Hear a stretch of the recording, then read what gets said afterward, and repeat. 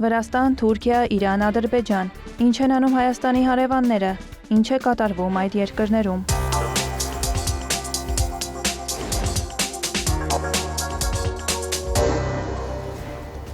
Վրաստանի վարչապետ Իրակլի Կոբախիձեն շնորհավորել է Բուլղարիայի նախկին նախագահ Ռումեն Ռադևին երկրի խորհրդարանական ընտրություններում տարած հաղթանակի կապակցությամբ։ Վրաստանն ակնկալում է Բուլղարիայի հետ վաղեմի բարեկամության հետագա ամրապնդում եւ ուժեղ գործընկերության խորացում, նշել է Կոբախիձեն։ Ռադևի կողմնակիցների կոալիցիան ընտրություններում հաղթել է, ստանալով ընտրողների ձայների մոտ 45%։ Ընդդիմախոսները եւ վերլուծաբանները Ռադևին ռուսամետ գործիչ են համարում։ Մի շարք հարցերում նա քննադատում է Եվրամիության քաղաքականությունը եւ դեմ է արտահայտվում Ռուսաստանի դեմ պատժամիջոցներին։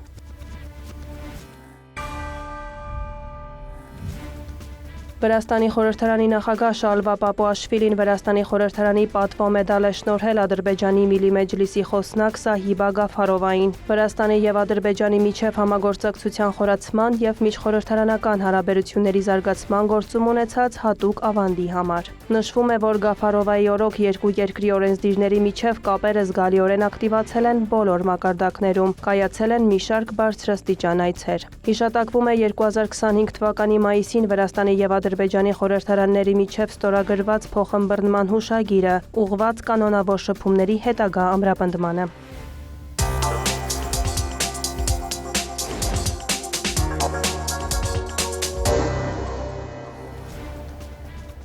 ՆԱՏՕ-ի գլխավոր քարտուղար Մարկ Ռյուտեն ապրիլի 21-ից 22-ը պաշտոնական այցով կլինի Թուրքիայում։ Նա հանդիպումներ կունենա Թուրքիայի նախագահ Ռեջեփ Էրդողանի, արտգործնախարար Հական Ֆիդանի եւ պաշտպանության նախարար Յաշար Գյուլերի հետ։ Նշվում է, որ այցը նվիրված է անվտանգության եւ պաշտպանության ոլորտներում համագործակցության հարցերի, ինչպես նաեւ ՆԱՏՕ-ի հետ Թուրքիայի փոխգործակցությանը։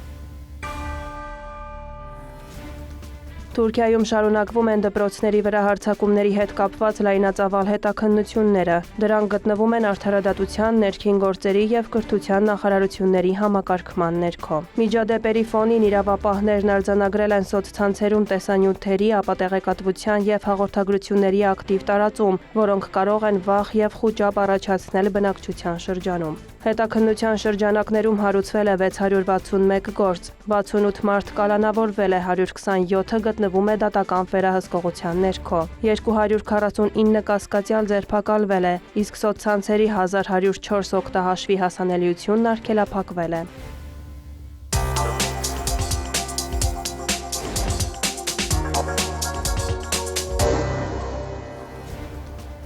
ԱՄՆ նախագահ Դոնալդ Թրամփը հայտարարել է, որ հավանաբար չի երկարաձգի ապրիլի 7-ին Իրանում հաստատված հրադադարը եւ չի բացի Հորմուզի նեղուցը, եթե մոտ ապագայում գործարք չկնքվի։ Սպիտակ տան ղեկավարը հավելել է, որ թույլ չի տա, որ դեմոկրատները շտապեցնեն Միացյալ Նահանգներին կնքելու այնպիսի գործարք, որն այդքան էլ լավը չի լինի։ Նա հերթական անգամ կրկնել է, որ Իրանը պետք է հրաժարվի միջուկային զենք ունենալու ծրագրերից, իսկ հարստացված ուրանի դուրսբերումը ըստ Թրամփի երկար եւ բարդ գործընթաց է լինելու։ ԱՄՆ նախագահի խոսքով իրենք հաղթում են պատերազմում, Իրանի նավատորմը, ռազմաօդային ուժերը, հակաօդային պաշտպանությունը ոչնչացվել են եւ հանրապետությունում իշխանափոխություն է եղել։ Թրամփը նշել է, որ Թեհրանի հետ նոր գործարքը շատ ավելի արդյունավետ կլինի, քան Բարակ Օբամայի կնքած միջուկային համաձայնագիրը, կերաշխավորի խաղաղություն, անվտանգություն եւ ապահովություն ոչ միայն Իսրայելի եւ Մերձավոր Արևելքի, այլև Եվրոպայի, Ամերիկայի եւ ամբողջ աշխարհի համար։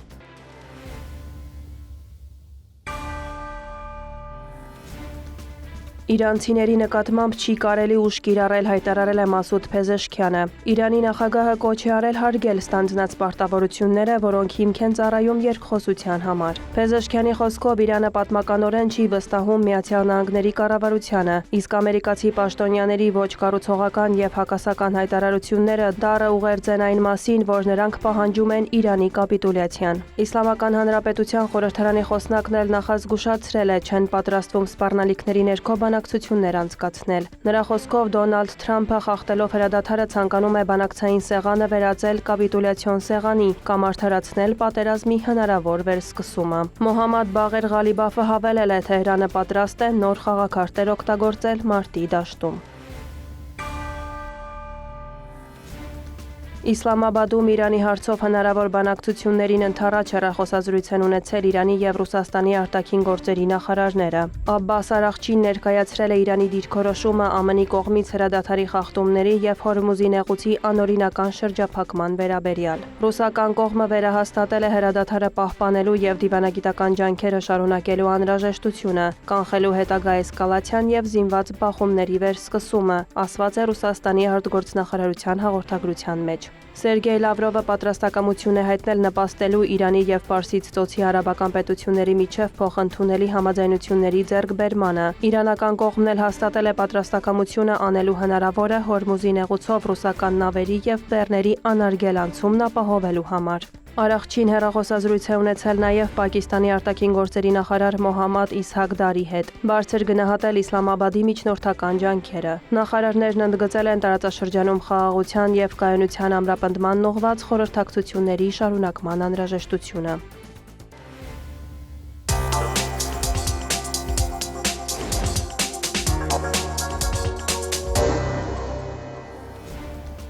Հայաստանի և Ադրբեջանի միջև հարաբերությունների կարգավորումն առաջնային նշանակություն ունի, հայտարարել է Եվրամիության դիվանագիտության ղեկավար Կայա Կալասը ԵՄ արտգործնախարարների հանդիպումից առաջ, որի ընթացքում նախատեսվում է քննարկել նաև Հարավային Կովկասում իրավիճակը, այդ թվում Վրաստանի և Հայաստանի հետ հարաբերությունները։ Մենք նաև քննարկելու ենք Հայաստանի համար նոր առաքելությունը և այն, թե ինչպես կարող ենք շարունակել աշխատել Ադրբեջանի հետ Հայաստանի հետ հարաբերությունների զարգացման ուղղությամբ, նշել է ԵՄ բարձր հանձնակատարը։ Հայաստանի և Ադրբեջանի միջև կայուն խաղաղությունը կնպաստի Հարավային Կովկասում ավելի մեծ կանխատեսելիության։ Ադրբեջանական Թրենդի հետ հարցազրույցում ասել է Ալբանիայի Եվրոպայի և արտաքին գործերի նախարար Ֆերիդ Խոջան։ Նա ողջունել է խաղաղության հաղթանակը և խաղաղության գործընթացի ամրապնդման ուղղությամբ ցանկացած հուսալի առաջընթաց։ Նրա խոսքով դա նպաստում է էներգետիկայի կապակցվածության և ավելի լայն եվրոպական անվտանգության համար ռազմավարական նշանակություն ունեցող տարածաշրջանի զարգացմանը։ Երկարաժամկետ խաղաղությունը պահանջում է ոչ միայն բարձր մակարդակի քաղաքական կամք, այլև կայուն ջանքեր վստահության ամրապնդման, թափանցիկության ապահովման և վեճերի կարգավորման ու տարածաշրջանային համագործակցության արդյունավետ մեխանիզմների ստեղծման ուղղությամբ, ընդգծել է Խոջան։ Բաքվում Բելգիայի և Նիդերլանդների դեսպանները առանձին կանչվել են Ադրբեջանի արտգործնախարարություն։ Գերատեսչության տվյալով հանդիպումների ընթացքում վճռական բողոք է արտահայտվել 2026 թվականի ապրիլի 16-ին Բելգիայի և Նիդերլանդների խորհրդարանների կողմից ընդունված փաստաթղթերի դեմ, որոնք Ադրբեջանի ինքնիշխանությունն ու տարածքային ամբողջականությունը, ինչպես նաև Հայաստանի և Ադրբեջանի միջև շարունակվող խաղաղության գործընթացը խարխլելու հերթական անպատասխանատու փորձն են։ Ընդգծվել է, որ փաստաթղթերը կազմվել են կեղծ և անհիմն գնահատականների հիման վրա, ինչը վկայում է հակաադրբեջանական կողմնակալության մասին։ Բելգիական և նիդերլանդական կողմերին խստորեն խորհուրդ է տրվում արդյունավետ միջոցներ ձեռնարկել իրենց երկրների խորհրդարաններում հակաադրբեջանական խմբերի կողմից երկկողմ հարաբերություններին վնաս հասցնելը կանխելու համար, նշել են Ադրբեջանի արտաքին քաղաքական գերատեսչությունից։ Ավելի վաղ Բելգիայի թագավորության ներկայացուցիչների պալատը բանաձև էր ընդունել աջակցություն հայտնելով Ղարաբաղի ժողովրդի անվտանգ վերադարձի իրավունքին և կոչ անելով լուծում տալ Բաքվում պահվող անձանց հարցին։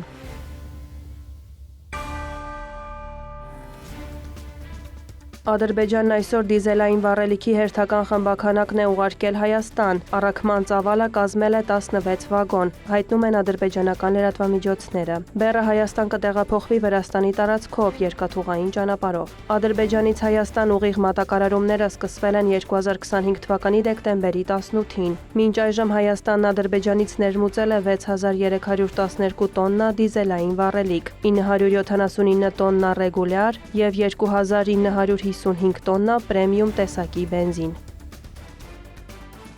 Վարդուհի Հարությունյան, հարևաններ։